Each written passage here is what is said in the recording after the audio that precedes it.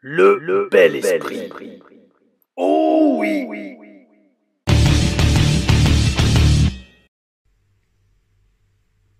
Oh oui, oh oui, mes amis. WWE Raw du 10 février 2025 et c'est parti pour la hashtag TLR Reviews, la première de la semaine. Et oh oui, déjà, deuxième vidéo, non, parce qu'il y a eu la vidéo de dimanche qui était peut-être la première d'une série qui, je pense, va s'appeler tout simplement hashtag TLR Booking. Oh oui. Alex, qui gère au design, et je vais vous dire pourquoi plus tard dans la vidéo. On a fait le logo de TLR Booking au cas où, s'il y en aura d'autres, et franchement, je vous le dis tout de suite, comme j'ai dit dans des commentaires alors je sais plus à qui, mais je sais plus même plus dans quelle vidéo c'est, parce que limite il y a une vidéo par jour maintenant sur la chaîne. Comme je dis, en réponse à un des commentaires à cette vidéo sur comment je bookerai Jey Uso jusqu'à WrestleMania. Franchement, je sais que je vais le faire pour le vainqueur Alors, soit le vainqueur d'Elimination Chamber, soit dès qu'on sait tous les participants à Elimination Chamber, je ferai une vidéo TLR Booking, peut-être éventuellement, qui je verrai, ou alors, pas qui je verrai gagner Elimination Chamber, mais comment je bookerai éventuellement chaque vainqueur potentiel. Oh oui. Parce que déjà, donc dans ce Raw, on a eu, que je dise pas de bêtises, un ou deux qualifiés. On va voir, c'est ce qu'on va voir dans cette TLR Reviews. Oh oui. Donc Raw du 10 février 2025, mes amis, depuis Nashville dans le Tennessee, qui apparemment est une ville, ou en tout cas, à l'époque, quand j'étais aux States, on disait, j'entendais beaucoup de bien de Nashville. Il y avait énormément de catcheurs qui déménageaient là-bas. Il y avait Drew McIntyre, Miroslav, Rusev Utria, Rusev Machka.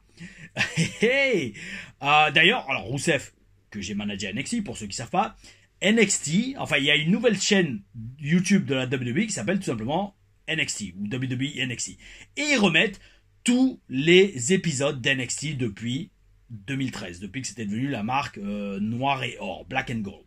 Et là, mes amis, la semaine dernière, ils ont mis mes débuts télé du 29 mai 2013 en tant que manager de Scott Dawson et Garrett Dillon. Donc mes amis, je vous invite à aller le voir. Je vous invite à aller regarder cette vidéo et cette chaîne et vous allez voir en fait toutes mes apparitions en manager et même à NXT tout court de 2013 jusqu'à 2015. Ouais, voilà. De bonnes années à NXT. Et donc, tout ça pour dire... ouais, donc Rousseff, que j'avais managé donc à NXT, mais pas dès le début, pas en 2013, ouais, plus tard, plus vers l'été 2013, si je dis pas de bêtises, en équipe avec Scott Dawson, et on était c'était World Class Money Making Entrepreneur, et Money Making Légionnaire, Company of Fighting Légionnaire, voilà. Money Making Company of Fighting Légionnaire, oh oui. Et donc Rousseff avait déménagé à Nashville, comme je disais, beaucoup de catcheurs, parce qu'apparemment il fait très bon y vivre, c'est très agréable, le climat est relativement cool, l'ambiance est très bien, la politique prend soin des habitants de Nashville, donc voilà, j'ai toujours entendu beaucoup de bien de Nashville, oh oui, dans le Tennessee. Et donc mes amis, donc sur Raw et depuis Nashville, oh oui. Et une fois n'est pas coutume, on commence direct avec Jey Uso qui lance la foule avec énergie et charisme. Et je pense que donc vous avez tous vu ma vidéo TLR Booking où je parle de Jey Uso. Et voyons ce qu'il a à dire.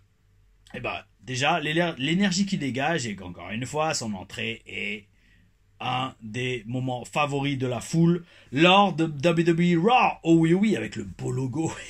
J'allais dire j'ai investi, non, c'est juste la télé sur laquelle je regarde YouTube. Maintenant je me dis c'est sympa de mettre un fond en thème avec les vidéos que je fais. La dernière fois ça avait été le petit Titantron de Jey Uso que j'avais mis en silencieux pour pas avoir la vidéo genre copyrightée. Et là c'est un fond fixe de Raw qui dure 1 heure je crois. Donc espérons que cette TLR Reviews ne va pas dépasser les 1 heure. Ça m'étonnerait parce que ça fait très longtemps que j'ai pas fait de review qui dure 1 heure.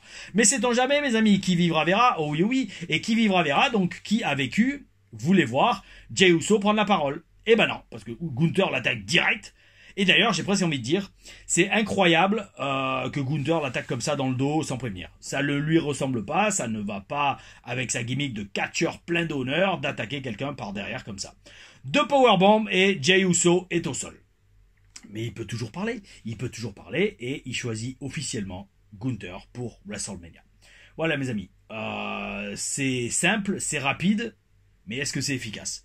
Très très bonne question. Même moi encore, j'ai toujours pas vraiment compris pourquoi ça a été booké comme ça, pourquoi aussi soudainement il a pris sa décision après s'en être pris plein la gueule. Est-ce qu'il avait déjà pris sa décision avant de se faire attaquer par Gunther?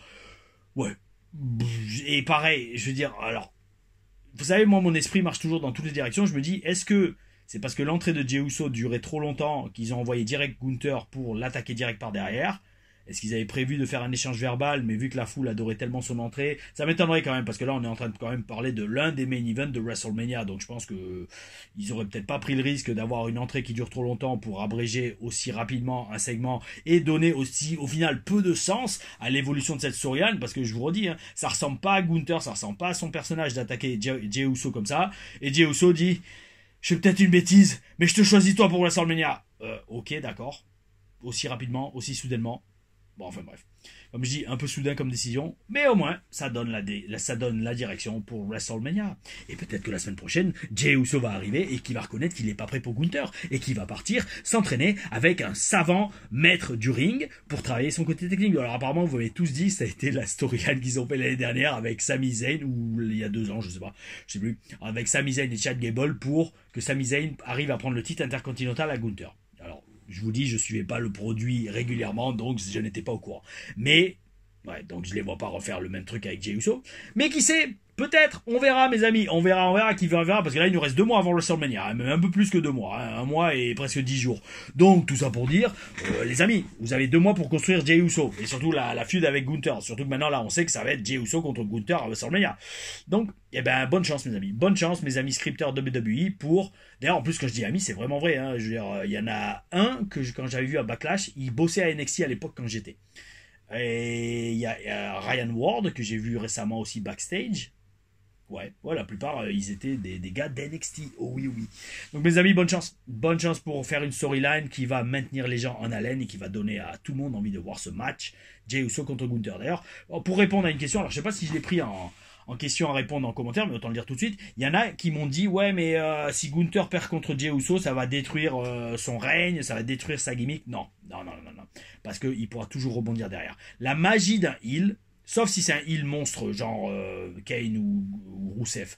Mais ce qu'il y a de beau quand vous êtes heel, c'est que vous pouvez toujours rebondir sur une défaite.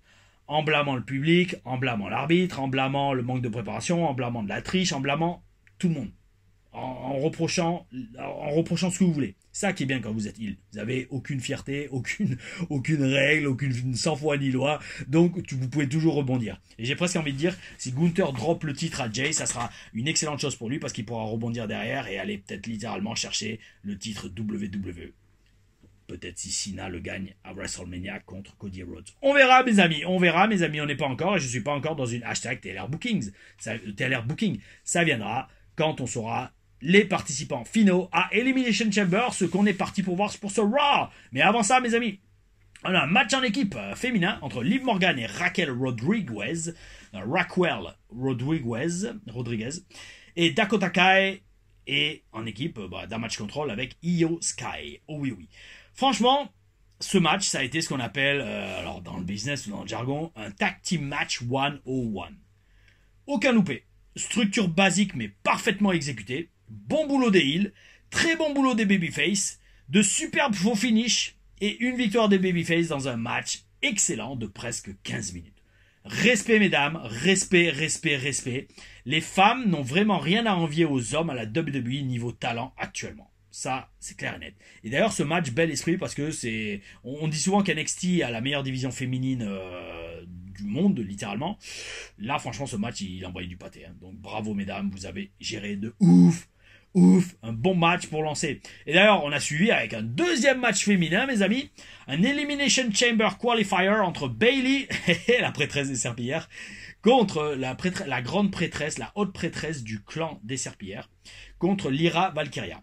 Et comme je disais, donc deuxième match de show et deuxième match féminin. Et un excellent match là aussi. Hein. Un match, alors un peu plus lent, avec moins d'énergie de la foule pour 2 raisons. Déjà, le primo, suivre le match en équipe qu'on a eu juste avant, mes amis, c'est pas facile parce que le match était tellement bien à tous les niveaux et tellement bien construit que c'est la preuve vivante du classique follow that, que apparemment disaient certains catcheurs, notamment HBK, quand il avait eu un super match, il disait aux gars qui passaient après lui, follow that, suivez ça les gars. Chose que j'ai dit récemment sur un show, mais je tairai le show. En plus, je pense que les gars, ils n'ont pas compris que c'était de l'humour. C'est-à-dire que même dans les vestiaires, les gens ne font pas la différence entre personnage et réalité. Enfin bref, peu importe. Tout ça pour dire, le follow that, pour ceux qui comprennent pas ce que la vibe de ça, c'est quand vous venez d'avoir un match de ouf, que la foule était debout à la fin, qui chantait This is awesome, qu'ils en ont pris plein la gueule. Les gars, allez suivre ça. Essayez de ramener la foule à un niveau au moins, si ce n'est égal, supérieur, et c'est super dur des fois. C'est super dur, et je souris parce que ça me rappelle le show où j'ai dit ça. Hein. Un show où la foule était ouf, c'était ouf, et ils ont vu toutes les prises de la WWE. L'ambiance était tellement ouf que j'ai dit, bah allez les gars, suivez ça, hein. Essayez d'avoir la même réaction en faisant, entre guillemets, des choses aussi basiques que ce qu'on a fait. Enfin bref, tout ça pour dire... Ouais, là, Bayley et Lyra Valkyria, ils ont eu un peu de mal à rehausser l'énergie. Pourquoi aussi? Pour la deuxième raison, c'est que c'est un match face contre face. Et donc, en fait, c'est empreint de respect et de fair play. Et c'est un match de lutte qu'elles ont fait. Donc, avec un style plus lent et plus posé. Mais franchement, mes amis, j'ai adoré. J'ai adoré parce que c'était une magnifique histoire racontée. Et en fait, Bayley montre dans ce match qu'elle est une des meilleures catcheuses au monde, tout simplement. Ne serait-ce que des petites idées qu'on voit jamais d'ailleurs. J'ai presque envie de dire, même moi, j'ai presque envie de dire, pourquoi j'y pense pas à ce genre de truc? Bayley qui à un moment fait un schoolboy, juste à la fin, elle fait un schoolboy à Lyra Valkyria qui atterrit la nuque dans les cordes et ça la sonne un peu. Et juste après, Lyra tente une magistrale pour ceux qui connaissent, c'est la prise où la meuf est à quatre pattes, où le mec, vous enroulez le bras et vous passez par-dessus, vous crochez la tête et la jambe. Magnifique prise que Bayley contre. Magnifique. Victoire de Bayley qui gagne sur ce contre de la magistrale qu'on ne voit quasiment jamais dans un match de lutte, serrage de main après coup. Franchement, oh oui, superbe histoire, magnifique. Et d'ailleurs, c'est bien aussi que, bon, Bayley, ça lui donne une place dans l'Elimination Chamber, mais si je la vois pas gagner, hein, on va pas se voir les faces. Mais là, pareil, on parlera de ça quand on aura toutes les qualifiés EES. Pour l'Elimination Chamber féminin. Mais c'est bien aussi parce que ça permet enfin à Lyra Valkyria de profiter de son titre intercontinental en solo et d'avoir une feud autour de cette ceinture qu'elle a gagnée il y a quelques temps maintenant et qu'on ne voit jamais défendue depuis qu'elle a gagné littéralement. Ensuite, mes amis, on a une in-ring promo de AJ Styles. C'est AJ, légende vivante. Et alors, légende pour qui tout le monde doit avoir du respect, point barre. Respect, point barre. Il rappelle qu'il y a 4 mois, il a été out à cause d'une blessure, fracture de la cheville, je crois. Et maintenant, il est de retour et il est toujours AJ Styles. Et là, il se fait couper la parole, il se fait couper dans son élan par Dominique Mystérieux. Ça part en baston classique, hein, comme dans un segment promo WWE. Et AJ Styles prend le dessus, il enlève son t-shirt. Et alors là, mes amis. Pouah le physique de taré qu'il a. Alors déjà, je l'avais vu en personne à Lyon, Backlash Lyon et SmackDown, le mec a un physique de ouf, il a le meilleur physique de sa carrière. En fait, c'est ce genre de catcheurs, des catcheurs légendaires, qui ont des physiques qui s'améliorent avec l'âge, c'est inspirant, c'est un modèle. Waouh, monsieur respect. Monsieur respect par rapport déjà à votre carrière de ouf, et surtout le fait que je vous redis, avec l'âge, vous avez un physique qui est de mieux en mieux. Bravo. D'ailleurs, en plus, en fait, c'est ça, moi je dis, vous savez, avec qui j'en parlais hier? Non, c'était ce week-end, j'en parlais avec Mila Smith, voilà, c'est ça. J'en parlais avec Mila Smith après le show TPW, on parlait une petite heure après le show, et dans le lobby de l'hôtel, et on parlait de différents sujets, et moi je lui disais, tu sais, moi des fois, je réfléchis, est-ce que des fois je suis pas trop... Alors bon, on va pas rentrer dans la psychologie, mais on parlait de l'empathie avec les gens, d'accord? Et moi, je lui disais, l'empathie, tu sais, pour moi, l'empathie, c'est ressentir et comprendre, mais pas accepter. C'est pas genre, je comprends ta souffrance, je comprends les raisons de ta souffrance, je comprends pourquoi tu agis comme tu le fais, d'accord? Je le ressens, mais ça veut pas dire que j'accepte. Il faut se calmer, tu vois. L'empathie, ça justifie pas tout. Enfin voilà, bon, pour faire ça. Et en fait, donc, je parlais aussi notamment de jeunes qui ne se donnent pas. Ils se disent, oui, je suis passionné, mais frérot, ça fait 4 ans que tu me dis que t'es passionné, ton physique a pas changé, tu vois. Donc, abuse pas, quoi. Arrête de te foutre de notre gueule, pas de ma gueule spécifiquement, mais arrête de te foutre déjà de ta gueule à toi. T'es pas passionné, t'es pas prêt à faire tout ce qu'il faut pour réussir dans le catch. Si en 3-4 ans, ton physique n'a pas changé, voire pire, c'est dégradé. C'est qu'il y a un problème. Et donc, Là, j'utilise des exemples comme AJ Styles. Alors d'accord, AJ Styles c'est sûrement millionnaire grâce au catch. Le salaire est pas le même, mais peu importe. Si vous voulez arriver au niveau d'AJ Styles, il faut se comporter comme AJ Styles. Point barre, tout simplement. Et donc bref, tout ça pour dire, des mecs comme ça, qui ont des physiques qui progressent avec l'âge, à passer 45 ans, ça laisse aucune excuse aux plus jeunes pour pas bosser sur leur physique, ou leur catch, ou leur promo. Point barre. Juste après ça, on voit un face-off entre Styles et Braun Breaker. Et alors là aussi c'est incroyable, non pas le physique d'AJ Styles, mais incroyable de se dire que Braun Breaker, il est quasiment absent de Raw depuis des semaines. Champion intercontinental, on le voit quasiment pas. D'ailleurs, c'est pareil pour Nakamura, on le voit quasiment pas. Mes amis, ça sert à quoi de faire des shows de 3 heures si votre deuxième titre majeur masculin, on le voit quasiment pas, tout comme d'ailleurs le titre intercontinental féminin ou le titre intercontinental, le titre américain féminin à SmackDown. C'est incroyable de se dire qu'on voit Braun Breaker, un athlète de ouf, champion intercontinental, on le voit quasiment pas à Raw, quasiment jamais. Ouais. Mais par contre, Styles, AJ Styles contre Braun Breaker, oh oui, ça serait une magnifique partie de l'affiche de WrestleMania. Et je pense que ça risque d'arriver, mes amis. Oh oui. Après ça, on a un World Tag Team Championship match entre American Made et War Riders. Les vétérans contre les rookies. Mais dans tous les cas, 4 big guys. Oh oui. D'ailleurs, c'est marrant. Alors, donc, quand je dis vétérans contre rookies, je parle bien sûr, les vétérans, c'est War Riders et les rookies American Made. Et j'en ai déjà parlé, par contre, dans la chaîne. C'est Julius, le plus grand mince. Julius Creed, il a cette manie de balancer des coups d'avant-bras. Alors, mes amis, petit, encore une fois, partage d'expérience. Quand j'étais au Performance Center, là où j'ai passé 3 ans quand même de ma carrière, Terry Taylor, qui était le coach qu'on voyait dans...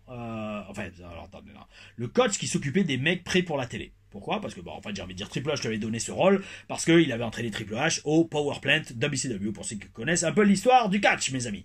Très important de connaître l'histoire du catch, et de respecter, bien évidemment, cette histoire. Donc bref, ça pour dire...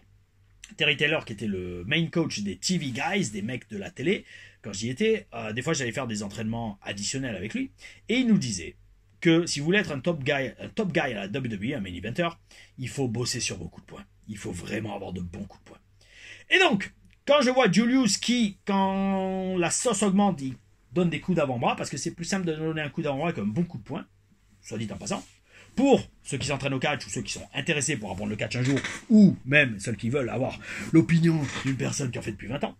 Donc, un coup d'avant-bras, c'est plus facile à donner qu'un coup de poing. D'accord? Et donc, parti de là, Julius, il ne donne que des coups d'avant-bras, ça me rappelle donc toujours les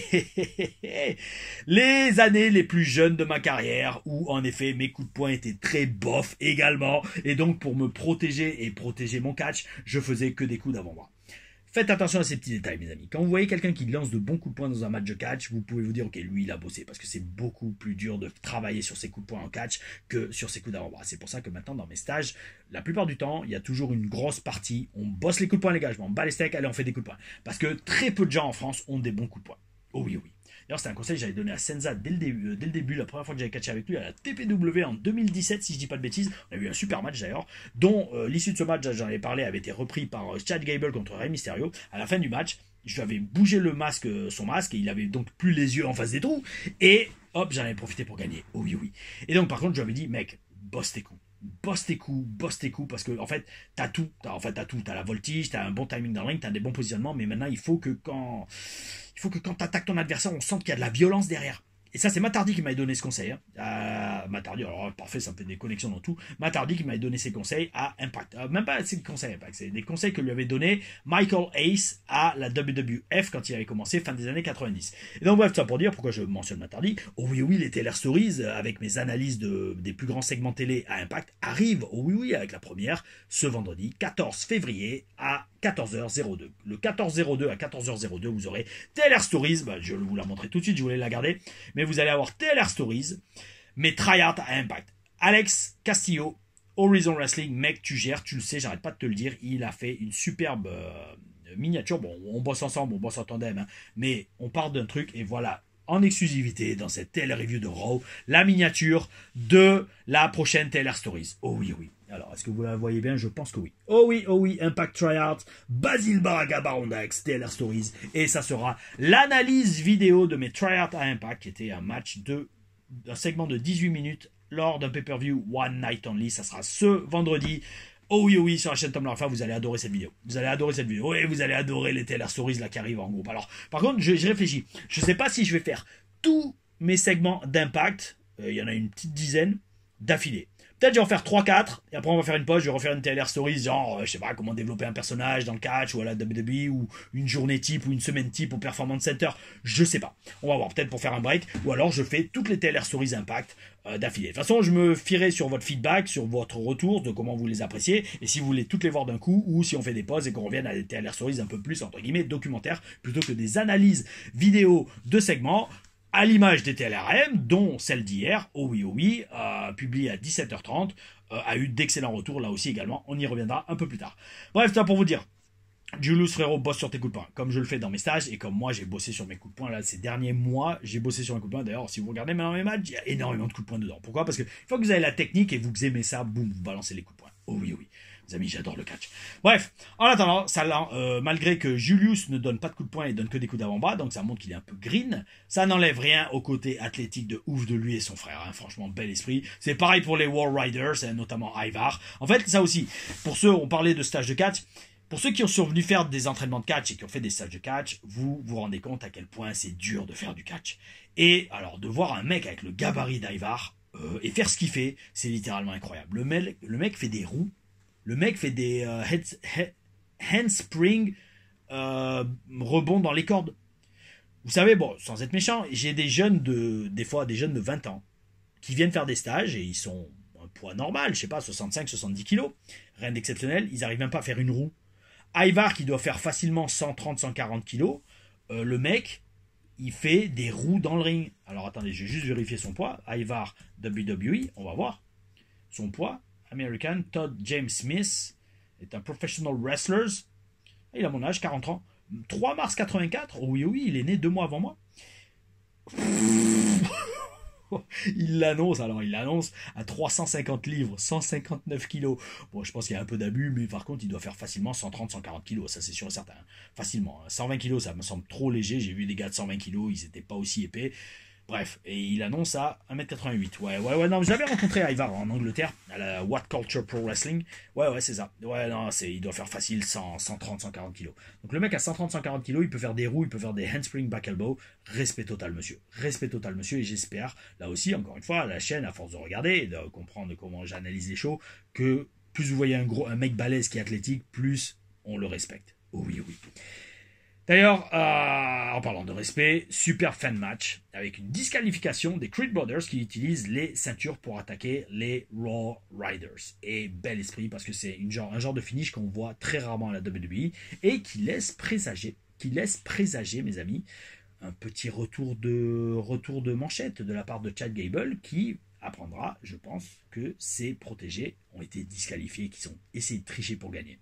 Ça va être intéressant, je pense. Oui. Parce que, alors, apparemment, là, on nous vend que Chad Gable est parti apprendre les Dark Arts, les arts obscurs de la lucha libre avec un luchador mystérieux. Qui ça serait? Bonne question. Est-ce qu'il n'est pas plutôt allé voir Kurt Angle pour apprendre tout ce que Kurt Angle a appris en catchant contre Rey Mysterio et Eddie Guerrero? Ça serait pas mal. Que Kurt Angle revienne en manager de Chad Gable.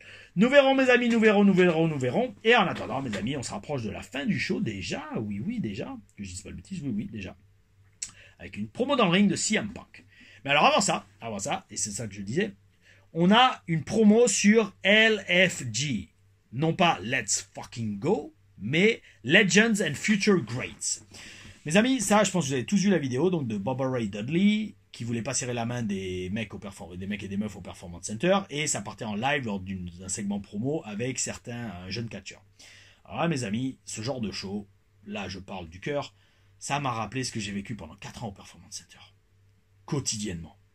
Ce genre d'ambiance où vous vous dites, il faut que je fasse forte impression sur les coachs, il faut que je fasse forte impression à William Regal quand il est là, à Triple H, mais comment? Sans franchir la limite d'avoir de la hit, comme on dit, et d'être mal vu. Et ça, c'était un dilemme. Ouh là là. Alors après, attention, mes amis. Attention, dans ce genre de show, LFG, Let's Fucking Go, Legend and Future Greats, il y a énormément de scripts, de scripts et de segments écrits. Ou pas. Des fois, ils vous disent, peut-être, le producteur, il va dire, yo, toi, le jeune, là, ça serait bien que tu ramènes ta fraise avec Bob Ray Dudley. Ah ouais, vous êtes sûr? Ouais, vas-y, fais-le.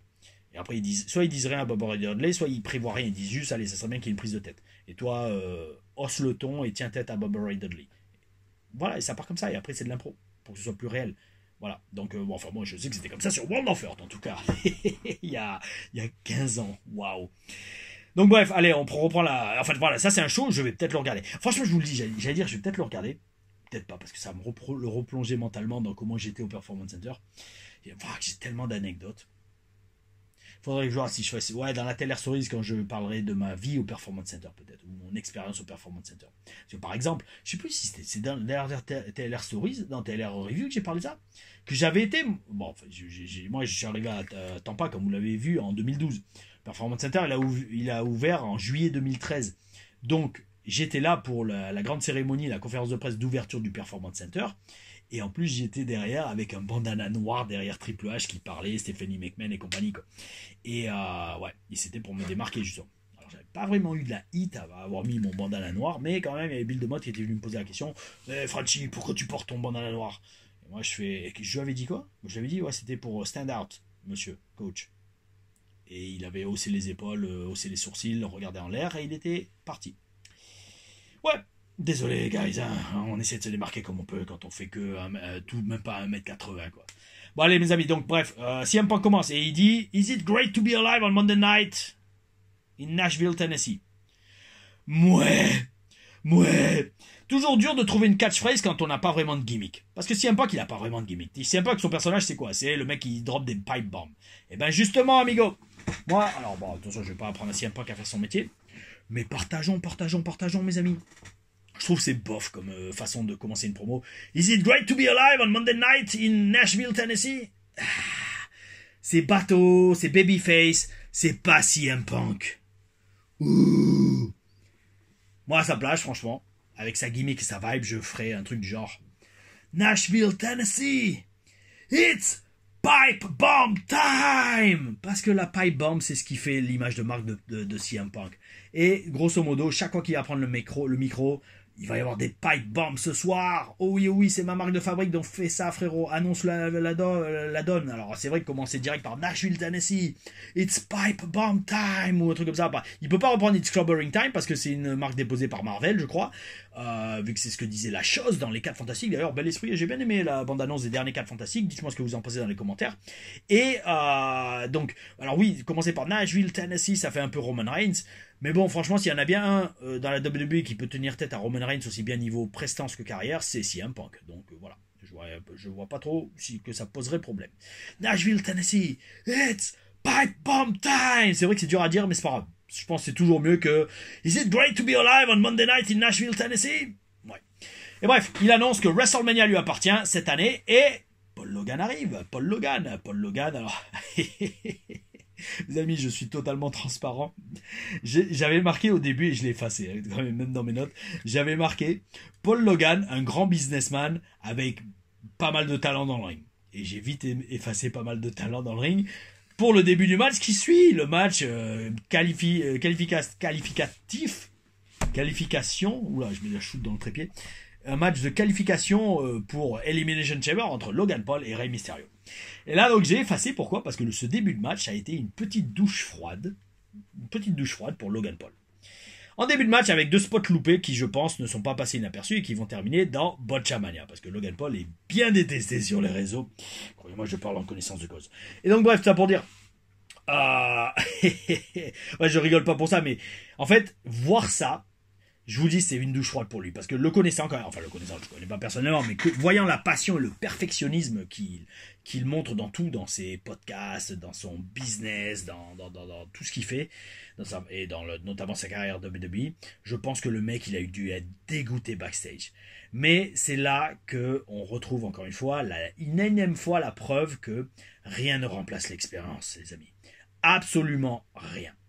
Il y a eu beaucoup de communication dans ce match. On voyait énormément, enfin en tout cas moi je le voyais, Rey Mysterio qui communiquait avec Logan Paul. Et cela prouve que Logan Paul, malheureusement pour lui, n'est pas prêt pour l'instant pour le Big Time WWE. En tout cas, il n'est pas prêt pour faire ça toutes les nuits, comme un champion du monde doit le faire.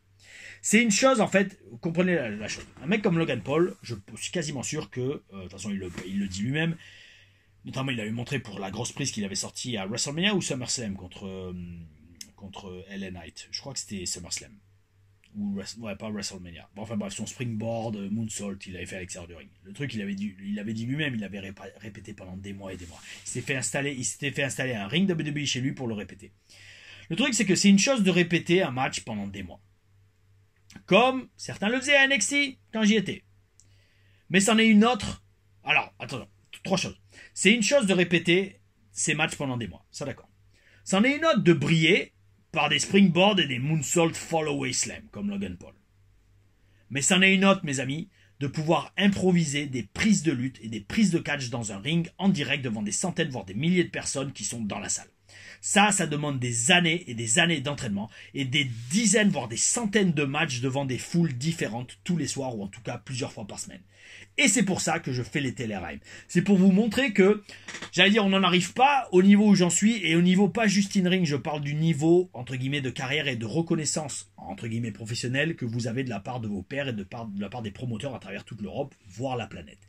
Ça arrive avec l'expérience et c'est ce que je montre donc dans les TLRM où vous voyez les diverses foules, les divers matchs différents que j'ai fait tout au long de ma carrière avant d'être signé aux États-Unis. Oh oui, oui. Et hier soir, donc, vous avez vu TLRM, premier gros main event à Béziers, à l'ABC, contre Fabio Ferrari, enfin, pardon, pas Fabio Ferrari, Red Devil à l'époque, commenté par Christophe Ajus, arbitré par Sturi, et avec Yann Colby, qui avait participé à aider à mettre en place ce main event, Yann Colby qui gère la chaîne Wrestling Clinic. Le parcours, mes amis, le parcours et l'expérience. Oh oui, oui, chose que Logan Paul, malheureusement, n'a pas. J'avais vu qu'il y avait eu, pas un débat, mais il y avait eu, apparemment, il avait posé la question à Triple H, avant que ça passe sur Netflix, en disant « Je veux être le top guy de la WWE. Qu'est-ce qu'il faut que je fasse ?» Et Triple H, il avait dit dans une conférence de presse, je lui ai répondu « Mec, you gotta put the time in. Il faut que tu mettes le temps, il faut que tu investisses le temps dans ton craft, dans ton art, dans ton savoir. » Et le truc c'est ça, c'est que, je vous redis, c'est bien beau de répéter des matchs 3 ans à l'avance, hein, vous avez un match à WrestleMania, vous entraînez 2 mois à l'apprendre par cœur et tout ça. Mais d'un autre côté, si vous voulez être vraiment le meilleur au monde, le champion du monde, il faut apprendre le métier. Et pour ça, il faut catcher 3 à 4 fois par semaine. Oh oui, oh oui. Comme on le faisait à NXT. Oh oui. Ensuite, mes amis, donc, dans ce match, où j'en étais. En attendant, donc, gros respect à Rey Mysterio qui a bien géré le match. D'ailleurs, en parlant de bien gérer et de Rey Mysterio, est-ce que c'est moi où on a vu Rey Mysterio quasiment en action toutes les semaines à Raw depuis que Raw est passé sur Netflix le 6 janvier 2025? Oh oui, oui, et qu'il faut aimer Rey Replay, Rey ralenti. Franchement, j'ai pas fait les comptes, mais je suis quasiment sûr qu'on a vu Rey Mysterio dans un match, au moins sûr et certain, 3 fois sur 4, hein, sur les 4 ou 5 semaines qu'on a eu depuis que Raw est passé sur Netflix le 6 janvier 2025, si vous étiez pas au courant. Et bon, alors dans tous les cas, franchement, n'enlevons quand même rien au potentiel commercial de ouf et les capacités athlétiques exceptionnelles de Logan Paul, qui gagne ce match et se qualifie donc pour Elimination Chamber. Oh oui, oh oui. Alors mes amis, quand j'ai vu ça, je me suis dit, bon, franchement, qui voit Logan Paul gagner Elimination Chamber? Et donc aller affronter Cody Rhodes à WrestleMania. Pas grand monde. Mais avec le booking imprévisible maintenant de Triple H, mes amis, je me demande sincèrement, est-ce qu'on ne pourrait pas voir en effet un second main event de WrestleMania, Logan Paul contre Cody Rhodes? Mes amis, franchement, avec ce qu'on a vu ces derniers mois à la WWE, et surtout des fois les virements de situation pour être imprévisibles, entre guillemets, dans le booking de Triple H, ça m'étonnerait pas. Ça m'étonnerait pas qu'on déboule avec ce match. Oh oui, oui. Et Raw donc se termine par Rey Mysterio qui se fait attaquer par le New Day et ça coupe direct. Un Raw bien construit et bien équilibré entre promo et match. J'ai apprécié ce petit Monday Night Raw et la route vers Elimination Chamber continue et on le regardera en live, mes amis. Elimination Chamber, je suis quasiment sûr que j'ai pas de show de catch ce week-end-là, donc on refera un live YouTube pour Elimination Chamber et on verra est-ce que Logan Paul gagnera Elimination Chamber. Je vous pose la question. Je sais que la plupart vont me dire non, je le vois pas gagner, mais essayez de vous placer d'un point de vue commercial une affiche Cody Rhodes contre Logan Paul à WrestleMania. Est-ce que c'est pas plus vendeur que Cody Rhodes contre CM Punk? Posez-vous sincèrement la question, les amis. Parce que Logan Paul, il a des millions et des millions de followers sur les réseaux sociaux. Et on a bien vu qu'avec iShowSpeed, un YouTuber réseau social peut ramener un maximum de vues pour la WWE. Et donc, est-ce que commercialement et niveau communication, ça serait pas intelligent niveau business de mettre Logan Paul dans le main event de WrestleMania contre Cody Rhodes, d'autant plus que Cody Rhodes pourrait le battre et donc continuer à faire mousser sa legacy et son héritage. Merci pour les commentaires qui m'ont suggéré la traduction de legacy et merci à vous tous. Et merci à vous tous pour les commentaires. Franchement, il y a le bel esprit sur la chaîne et ça c'est oui, magnifique parce qu'au moins vous arrivez à faire la part des choses et ça, bravo. Bien sûr, il y a d'autres réseaux sociaux, je ne vais pas les citer. Les fans sont vraiment tarés. Ou alors ils jouent un rôle. Et si vous jouez un rôle, bravo, parce que vous le jouez très bien. Parce que vous avez vraiment l'air tarés, certains, dans vos réactions. Bref, ça pour vous dire. Donc, Logan Paul, Cody Rhodes, est-ce que vous voyez ça en affiche à WrestleMania? Moi, franchement, plus j'y pense, plus j'ai peur. J'ai peur qu'il le fasse. Ou alors un three-way, ou un four-way. Logan Paul contre Cody Rhodes, contre CM Punk, contre Drew McIntyre. Et après, on aurait Seth Rollins contre Roman Reigns. Ça, c'est quasiment sûr. Je sens qu'on va l'avoir. Roman Reigns contre Seth Rollins. Ouais. Mes amis, réfléchissons. Réfléchissons tous ensemble dans les commentaires. Si vous avez aimé cette vidéo, si vous aimez la chaîne, mes amis, lâchez un pouce bleu, abonnez-vous, mettez la cloche parce que... alors, bon, on va voir là, cette semaine, qu'est-ce qu'il va y avoir? En fait, il va y avoir juste la TLR Stories maintenant. Cette semaine, alors, désolé, je ne ferai pas de review d'AEW. Je vous expliquerai pourquoi en temps voulu. Et peut-être, c'est pas sûr, mais peut-être aussi pas de review de SmackDown. On verra. Dans tous les cas, vous aurez une grosse TLR Stories vendredi. Oh oui. Ne la loupez pas, mes amis. Mettez la petite cloche, abonnez-vous, mettez un pouce bleu, likez la chaîne, commentez, parce que en plus les commentaires c'est super. Et dans les commentaires, n'hésitez pas à me poser des questions, parce que j'y réponds sur les TLR Reviews. Et donc, mes amis, cette semaine, j'ai sélectionné un commentaire, et vous allez comprendre pourquoi je l'ai pris.